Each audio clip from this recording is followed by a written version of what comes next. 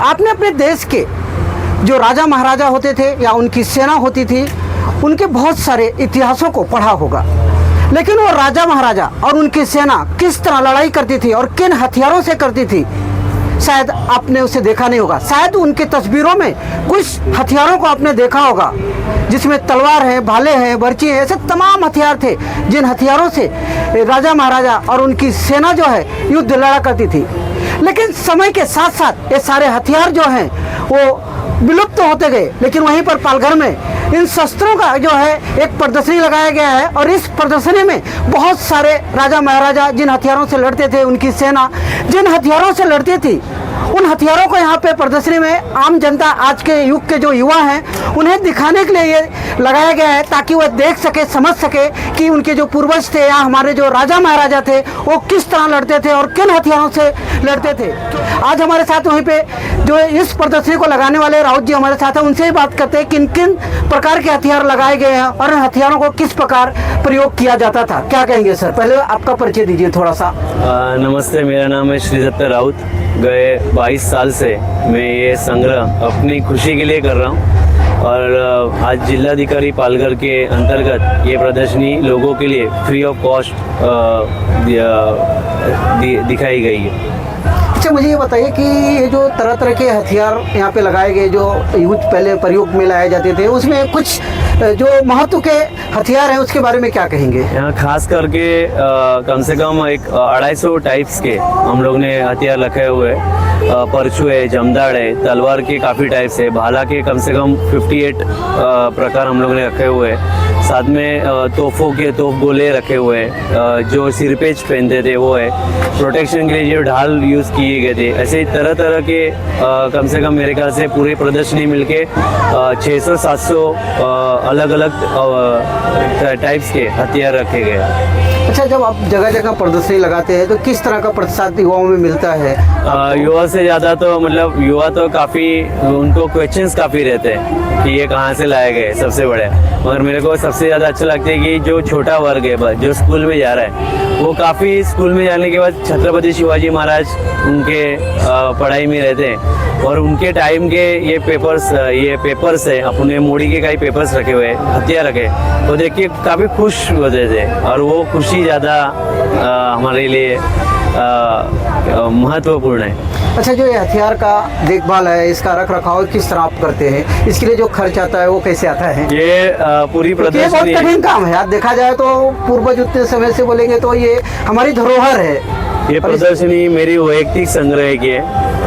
बारिश से पहले और बारिश के बाद बादाम ऑयल करके आता है, तो ये पूरा साफ करना और इसको साफ सफाई करके ठीक से रखना, ये बहुत बड़ा काम रहता है। और हर साल एक अपनी सांस्कृतिक धरोहर और अपनी देश की विरासत, ये नाम से ही मैं एक सेवा पूरी कर रहा हूँ। कितने सालों से कर रहे हैं आप? 22 साल पूरे हो गए, अभी 11 जून को 23 साल पूरे हो जाएंगे। लेकिन मुझे उम्र आपकी तो 30-35 की लग रही है। 22 साल से कर रहे हैं तो कितने वर्ष से, मतलब इस काम की 9वीं-10वीं में जब गया 16 साल की उम्र से ये कर रहा हूँ। अभी मेरा एज 39 हो गया और हर एक दिन गए 22 साल में मुश्किल से कोरोना का भी काल लेंगे तो मुश्किल से 4-5 संडे घर में बैठा रहेगा, बाकी सब टाइम। और इस प्रदर्शनी के से जो भी उपलब्धि होती है उससे हम लोग किले के ऊपर काम कर रहे हैं। मतलब ये किसी को इंडिविजुअल पैसे नहीं जा रहे, किसी को वैयक्तिक पैसे जा रहे नहीं है। जो पैसे आ रहे हैं उससे नए, किसी गांव में और तलवारें मिली, किसी गांव में और कुछ कागज मिले तो उसको उचित उसका दाम देके ये जमा करें। इसके का मुख्य हेतु है कि ये प्रदर्शनी अमेरिका में जाएगी, ब्रिटेन में जाएंगी, तो अपने लोग सब जाके वहाँ 1000 रुपये के टिकट देके देखेंगे भारत की धरोहर। हम चाहते हैं कि यहाँ ही इकट्ठा हो जाए, किसी एक जगह पे इसका अच्छा सा म्यूजियम हो। अभी जिलाधिकारी ने इतना सुंदर ये आयोजन करके हम लोग को संधि दी, तो हर एक जगह पे अपने अपनी तरीके से लोग आगे आके बोलेंगे कि हम लोग स्कूल में लगाओ, हमारे मंडल में लगाओ, तो इसका ज़्यादा प्रचार होएगा। और मैं वापस वही कहना चाहूँ कि छोटे बच्चे काफ़ी खुश हो जाते हैं। अच्छा, आप जिस तरह ऐतिहासिक जो धरोहर अगर हम बोलेंगे, इससे जो हथियार उस समय हमारे सेना के लिए, हमारे राजाओं के लिए होता था, कि आज हमारे लिए वो धरोहर है, बराबर है। आज जो किले हैं वो भी हमारे लिए धरोहर है, ऐतिहासिक है, तो उनको बचाने के लिए उनकी और इन हथियारों की जो चीज़ों को बचाने के लिए आपको जो कितनी कठिनाइयों का सामना करना पड़ता है और किस तरह समाज में लोगों का सहयोग आपको मिलता है? लोगों का सहयोग कहा जाए तो लोग सिर्फ बोलेंगे तो अच्छा बोल के चले जाते हैं जो है सच बता रहा हूँ। और कोई कोई ऐसे भी है पूछते हैं कि आपको कठिनाई मतलब इसमें जब हम लोग साफ सफाई कर दे तो आप मुझे बताएंगे तो मैं मदद के लिए आ सकता हूँ। और बाकी जो भी खर्चा है वो तो व्यक्तिगत भुगतान होते हैं। ऐसे प्रोग्राम में से कोई मान्यवर कुछ पैसे दे देते तो उससे हम लोग इसका मेंटेनेंस कर देते। बाकी जहाँ रखते हैं उसका भी तो भाड़ा भरना ही है। और मगर ये सब मेरे लिए मायने नहीं रखता, ये इसमें खुद का खुशी ज़्यादा है कि ये मैं मेरे वैयक्तिक संग्रह में कर चुका। लेकिन एक चीज़ देखा जाए तो आज के जो युवा है वो व्यक्तिगत रूप से देखा जाए तो ज़्यादातर पैसे के पीछे भागते हैं। वो सोचते हैं हम कम से कम समय में कितना ज़्यादा पैसा कमाए, सारी दुनिया की शान शौकत उनके कदमों में हो, इसके लिए ज़्यादातर लोग भागते हैं। तो लेकिन आप एक युवा हैं और आपने दूसरा रास्ता चुना, मतलब अपने इतिहास को, अपने धरोहर को बचाने के लिए चुना है। तो इसके पीछे का कारण क्या है? अपन जब छत्रपति शिवाजी महाराज कहते हैं, छत्रपति शिवाजी महाराज कहते हैं, तो ये सिर्फ कहने की बात नहीं होनी चाहिए, वो अपने हर एक चीज़ के आचरण से दिखनी चाहिए। मैं सोचता हूँ कि अपने को भगवान ने एक राह दे दी है कि ये कलेक्शन करना चाहिए। मैं इसका पढ़ाई कर रहा हूँ मगर सबसे ज़्यादा कलेक्शन कर रहा हूँ ताकि आगे वाली पीढ़ी को सुपुर्द किया जाए। अभी अपन इसमें सकारात्मक ये देखना चाहिए, कोई तो इसमें से एक आगे आएगा और इसका अच्छा म्यूज़ियम बना सकता है, PhD कर सकता है, MA हिस्ट्री के लिए यूज़ कर सकता है, इसके ऊपर और चिकित्सा करके प्रबंध लिख सकता है, थीसिस कर बुक्स लिख सकता है। तो ये अमेरिका में जाके या लंदन में जाके नहीं होने वाला है, ये भारत में इस पालघर जिला में महाराष्ट्र में होना चाहिए। इसलिए हर एक युग में किसी को तो त्याग करना चाहिए। शिवाजी महाराज ने हम लोग को क्या सिखाया? त्याग। तो एक छोटा सा कुछ करने का कोशिश करो, वो तो 1% भी नहीं है। ऐसे हर एक गाँव, महाराष्ट्र का हर एक गाँव एक म्यूज़ियम है, हर एक गाँव में एक एक श्री आगे आएगा तो हर एक गाँव अपने लिए म्यूज़ियम है। तो पालघर से मैंने जस्ट एक 22 साल से शुरुआत कर दी है। अच्छा, ये कलेक्शन करने के लिए आपको जगह जगह जाना पड़ता होगा, तो कैसे आपको पता चलता है कि ये कभी के हथियार है? क्योंकि देखा जाए तो अपना इतिहास बहुत पुराना, हजारों साल लाखों साल पुराना है। देखा जाए तो इतने हैं, उस समय के हथियार को ढूंढना, फिर परचेस करना, लाना, संभालना, फिर उसके इतिहास को जानना, तो आपको कितना 15 साल पहले तकलीफ होती थी, व्हाट्सअप फेसबुक नहीं था इसलिए। अभी सोशल मीडिया पे हर एक जन अपना फोटो दिखाता है, घर में डालते हैं, तो ताकि अब हम लोग उनको कांटेक्ट कर पाते हैं। 15 साल पहले मैंने अभी तक 490 किले महाराष्ट्र के घुमा हूँ, तो 490 गांव हो गए। तो हर गांव में जाने के बाद अपन एक पूछ सकते हैं, स्थानीय ग्राम पंचायत है, पुलिस स्टेशन से कोई पढ़ाई करने वाले रहते गाँव में कि आपके पास कुछ जुना पड़ा है क्या। तो तभी काफ़ी घुमा हूँ, मतलब महाराष्ट्र के मोस्ट ऑफ द गांव में जाके आया हूँ। तो लोग पहले इतना इम्पोर्टेंस नहीं था, अभी सोशल मीडिया की वजह से लोग अभी नहीं देते। अच्छा, आपके पास लोग इस तरह के हथियार खरीदने के लिए भी आते होंगे? आते थे, मैंने काफ़ी सारी बुक्स लिखी है। तो बुक्स में से काफ़ी पैसे मिलते थे, जमा होते थे, वो सब यूटिलाइजेशन मैंने इस देश की धरोहर के लिए कर दिया। मैं बार बार वही कहना चाहूँगा कि ये तो शुरुआत की है। हर एक जन अपने अपने गांव में कोई सोचेगा कि मैं देश के लिए, इस भारत देश के लिए कुछ करना चाहता हूँ, तो ऐसे 1 लाख श्री पैदा हो सकते हैं, मगर शुरुआत करना जरूरी है। लेकिन इन हथियारों को रखने के लिए देखा जाए तो अपने देश में बहुत सारे कानून है, इन हथियारों को रखना, फिर उससे संभालना, तो कभी आपको ऐसा कानूनी दिक्कत तो नहीं आई है? भगवान की दया से ऐसा दिक्कत नहीं है। इसके कारण है भारत में ऐसे मेरे ख्याल से ऐसे 50-60 लोग रहेंगे, वो सब कलेक्शन कर रहे हैं और उनको कुछ ज़्यादा इसमें से चाहिए ऐसा नहीं है, सोचते कि देश में ये रहना चाहिए करके वो लोग कलेक्शन कर रहे हैं। और सबसे आप देखेंगे तो हर एक चीज़ें बांधी हुई है, मतलब ऐसा नहीं कि इसको कोई धार निकाला है कि वो इसका गलत इस्तेमाल कर रहे हैं, कि वो बेच रहे, ऐसा कुछ नहीं। हर एक जन जो इस फील्ड में काम कर रहे हैं, हर एक जन सोचते कि अपन छत्रपति शिवाजी महाराज की कुछ एक सेवा अर्पण करे, इस हिसाब से कर रहे। बाकी कोई इसमें से किधर बेचने का है, खून खराबा करने का है, कि इस हिसाब से कोई कर रहा नहीं है। अच्छा, लास्ट में आपको ये कहूँगा, जो आज के अपने देश के युवा हैं, आप देखा जाए तो वो सोशल मीडिया के भक्त हो गए देखा जाए तो, एक तरफ से देखा जाए तो। अब क्या आज के युवा को कुछ संदेश देना चाहेंगे कि उन हथियारों से वो जुड़े या जो अपने इतिहास से वापस जुड़े, भले वो सोशल मीडिया के माध्यम से क्यों ना जुड़े।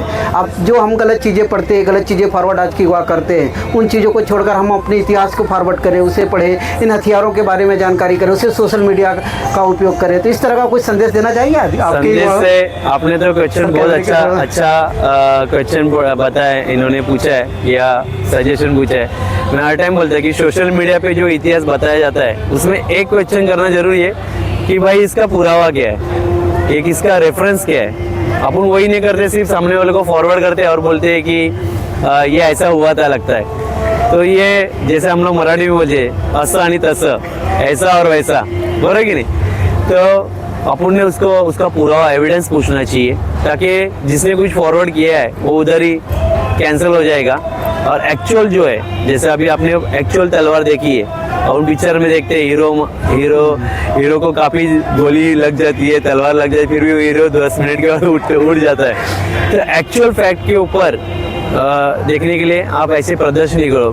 बॉम्बे में प्रिंसेस म्यूजियम है, छत्रपति शिवाजी संग्रहालय, पूना में यना केरकर म्यूजियम है। आप उस जगह पे जाइए और एक्चुअल देखिए। मैं यही करूँगा कि आप जब तक जाके उसका एविडेंस नहीं पूछते, आप तक वो चीज़ खुद के आँख से नहीं देखते, तब तक विश्वास नहीं मानिए। आपने देखा ये राउत जी थे, इनका कहना था कि हम तो फिल्मों में तलवार देखते हैं, पोस्टरों में देखते हैं, नाटक में देखते हैं। अगर आपको देखना है तो जहाँ पे भी मुंबई हो, पुणे हो या पालघर में इनके माध्यम से जो प्रदर्शनी लगाई उसमें जाएं, देखें कि अपने पूर्वज या अपने राजा महाराजा किस तरह के हथियारों का प्रयोग करते थे, वो हथियार किस तरह के थे, और उन चीज़ों को देखें, वो प्रत्यक्ष रूप से देखें, ना कि फिल्मों में देखकर आप उससे करें कि नहीं ये उसी चीज़ को माने। संजय सिंह, पालघर।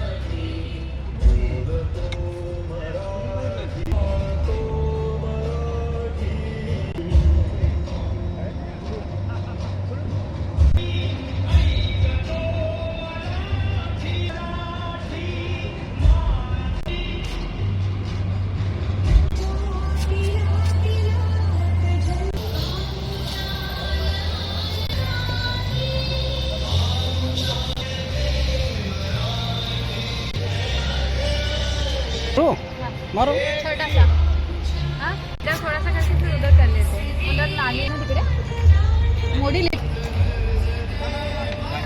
उधर हो लगा।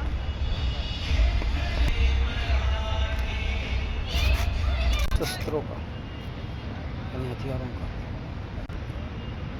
शस्त्र ठीक।